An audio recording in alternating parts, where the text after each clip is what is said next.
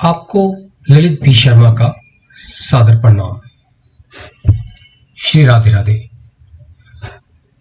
आज का मेरा कथा का शीर्षक है निष्काम भाव से किया गया प्रेम। निष्काम भाव से किया गया प्रेम, निष्काम भाव से किए गए कार्य हरदम आपको एक सफलता की ओर लेकर जाते हैं।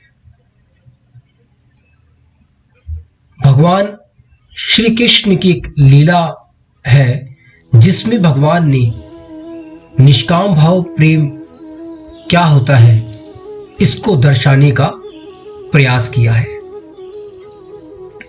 एक समय की बात है कि भगवान द्वारकाधीश में अपने महल में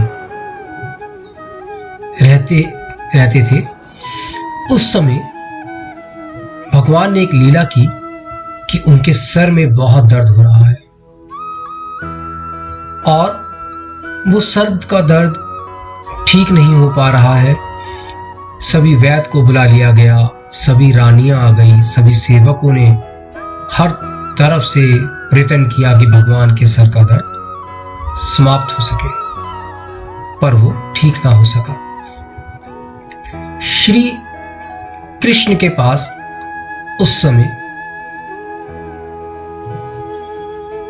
उनकी रानियां आई कि प्रभु ये सर का दर्द आपका कैसे ठीक होगा, ये कैसे समाप्त होगा, इसका कोई उपाय बताइए। तो भगवान ने कहा कि इसको समाप्त किया जा सकता है अगर कोई अपने चरणों की रज मेरे सर पर लगा दे। यह सुनकर सभी हैरान रह गए कि भाई भगवान के अपने चरणों की रज भगवान की शीश पे कौन लगाएगा, पाप चढ़ेगा, इससे तो हमें पाप हो जाएगा, हम दुखी होंगे, हम परेशान हो जाएंगे। सबने कहा हम तो नरक के भागी हो जाएंगे। तो रुक्मणी जी से पूछा गया, सत्यभामा जी से पूछा गया, सभी रानियों से पूछा गया, पर किसी ने भी भगवान को अपने चरणों की रज देने से इनकार कर दिया। तब भगवान ने कहा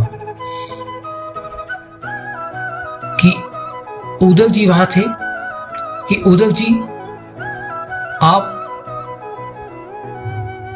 वृंदावन में गोपियों के पास जाइए और उनसे पूछिए कि क्या वो जो मुझे पीड़ा हो रही है, दर्द हो रहा है, इसको समाप्त करने के लिए अपने चरणों की रज दे देंगी क्या। तो उद्धव जी ने कहा प्रभु नहीं, वो भी नहीं देंगी, वो तो आपको निष्काम भाव से प्रेम करती हैं, आपको बहुत करती हैं, प्रभु जी वो कैसे ये नरक की भागी बनेंगी। तो उन्होंने कहा आप जाइए और एक बार प्रयत्न करके देखिए। जब उद्धव जी गोपियों के पास गए तो गोपियों को उन्होंने सारी बात बताई कि ये सब कुछ भगवान के साथ हो रहा है, तो आप कृपया करके अपने चरणों की रज दे दीजिए। तो बिना ही सोचे, बिना ही कुछ कहे सभी गोपियों ने अपने चरणों की रज दे दी और कहा कि उद्धव जी जल्द से जल्द जाइए, मेरे प्रभु को जो तकलीफ हो रही है, जो मेरे प्रभु को ये इतना दुख पहुंच रहा है, इसको जल्दी से जल्दी समाप्त कीजिए। तब उद्धव जी ने कहा हे गोपियों, तुम अपनी चरणों की रज प्रभु के शीश पे लगाने के लिए दे रही हो, क्या तुम्हें लगता नहीं कि तुम पाप की भागी हो जाओगी, तुम्हें नर्क प्राप्त होगा। तो गोपियों ने कहा कि नर्क पाप ये तो हमको जानते ही नहीं है, हम तो सिर्फ कृष्ण जानते हैं। और जब हमारे कृष्ण इस समय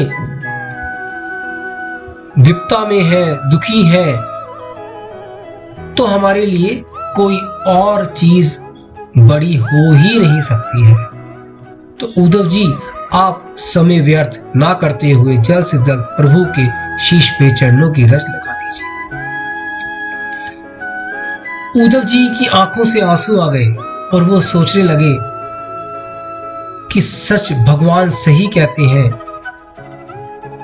कि गोपियों से ज्यादा प्रेम, राधा रानी से ज्यादा प्रेम, वृंदावन में रहने वाले जितने भी लोग हैं उनसे ज्यादा प्रेम मुझे कोई कर ही नहीं सकता।